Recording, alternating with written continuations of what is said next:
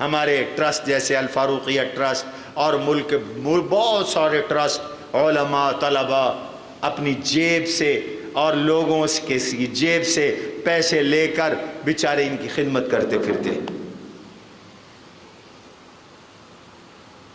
میں کے پی کے گیا ہوں، مجھے تو کوئی حکومتی مشینری نظر نہیں آئی. بونیر کا ایک عالم ہے مفتی فضل غفور، اللہ اس کو زندگی رکھے، 400 جنازے اس نے پڑھائے. آج بھی وہ ساتھ کھڑے ہو کر مٹیاں ہٹوا رہا ہے.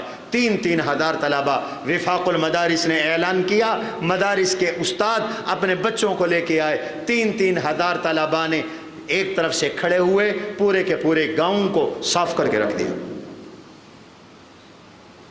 پھر ایک دن اس نے کہا کہ جن کا تنوروں کا کاروبار تھا وہ آئیں تنور لے جائیں.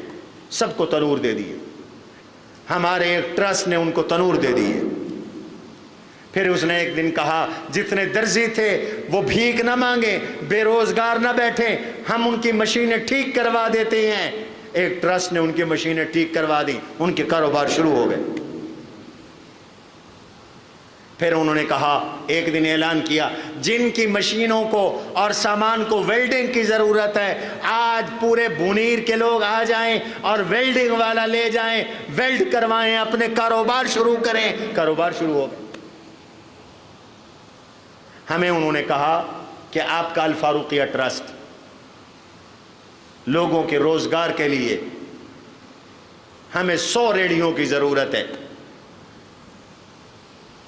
100 ریڑھیاں، تاکہ جو فروٹ لگاتے تھے، جو سبزی لگاتے تھے، جو سموسے بیچتے تھے، جو پکوڑے بیچتے تھے، وہ بھی بھیک نہ مانگیں، ریڑھیوں کا انتظام کروا دیں. اللہ کی توفیق سے 50 ریڑھیوں کا ہم نے آرڈر دے دیا. وہ 50 ریڑھیاں راولپنڈی میں بن رہی ہیں. آج بھی میں نے رقم بھجوائی یہاں سے، 6.5 لاکھ دے کے آئے تھے.